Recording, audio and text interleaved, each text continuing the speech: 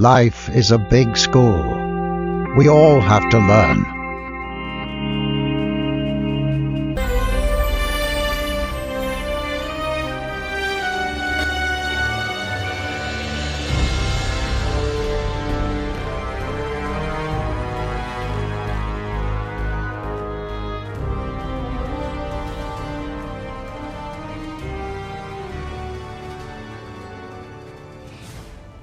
After defeating his father Cronus and the Titans to claim his throne, Zeus became the king of the gods, residing on Mount Olympus.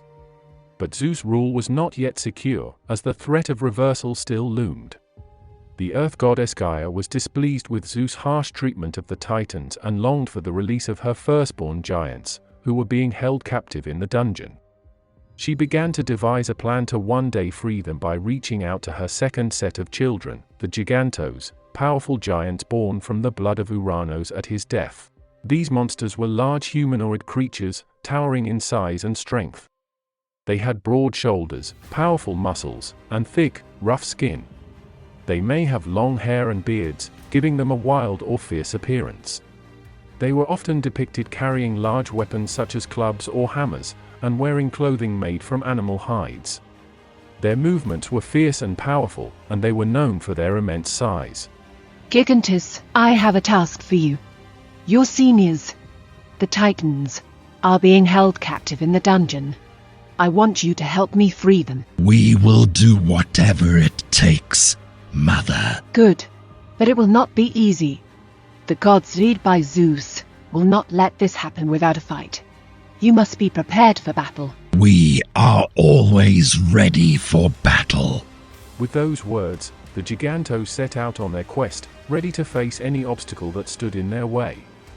It would take both gods and mortals working together to defeat the Gigantos.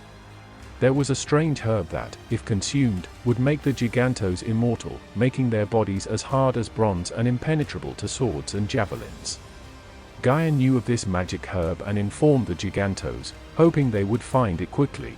One thing you must know. There is a strange herb that, if ingested, will make you immortal. But Zeus also knows the secret, and will by all means prevent you from attaining immortality. We will find it, Mother. We will not be stopped by Zeus or any other god. I have faith in you, my children. But remember, it will take both gods and mortals working together to defeat the Gigantos. The herb is the key to victory. Unfortunately, Zeus also knew of this secret and would stop at nothing to prevent the Gigantos from obtaining immortality. One day, the god Hermes approached Zeus with a grave concern. My lord, the earth goddess Gaia is displeased with your harsh treatment of the Titans, and she is reaching out to her second set of children, the Gigantos, to fight against us. I will not allow these monsters to challenge my authority. We must take action to prevent them from obtaining immortality and becoming invulnerable to our attacks. Zeus knew that the Gigantos posed a serious threat to his rule and immediately took action to prevent them from obtaining immortality. He issued a ban on the god Helios, the sun, Selene, the moon, and Eos, the dawn, whose pink fingers shone down on the earth. This would plunge heaven and earth into darkness, making it impossible for anyone to find the magic herb. Zeus was determined to prevent anyone but himself from obtaining it. The battle that ensued was more intense than any before it. The Gigantos, demons with monstrous forms, hurled mountains at the top of Mount Olympus, but to no avail. They brought fire from the earth to burn the ashes of Mount Olympus. But the fire could not reach the home of the young gods. In retaliation, the gods unleashed explosive lightning strikes, thunderous roars, and earthquakes.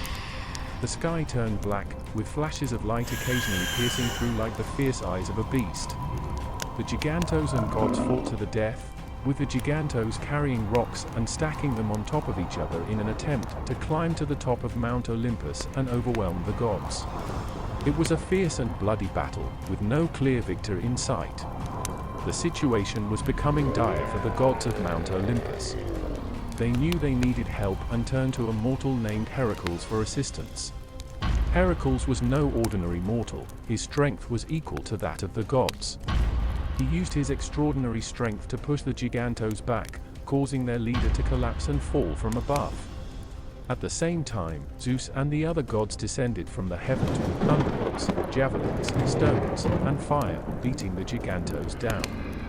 Heracles, with his magic bow, shot a rain of keen arrows at the Gigantos.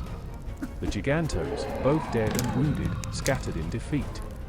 Traces of their battles and panicked escapes can still be seen in the lands around the Mediterranean.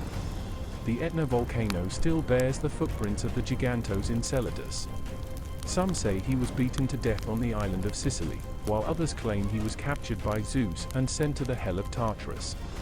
The regions of Thrace in the Pallene Peninsula of Greece, and the Solfatara region of Putzels in Italy, were left burned and barren by the intense fighting. The story of the battle between the gods and the Gigantos is a long and complex one, filled with many smaller conflicts and heroes. Heracles and the goddess Athena defeated the Alcyone. There was a duel between Heracles, Hera, and Porphyrion, which was later joined by Zeus. Apollo defeated Ephialtes, Dionysus defeated Eurytos, the list goes on. There are too many stories to tell them all. However, one cannot ignore the vital contributions made by one god to Zeus' victory. This was the Titan Prometheus, who abandoned the ranks of the old gods and sided with the young gods led by Zeus.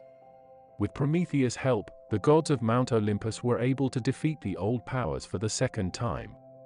And so, the gods and mortals joined forces to defeat the Gigantos in a fierce and bloody battle.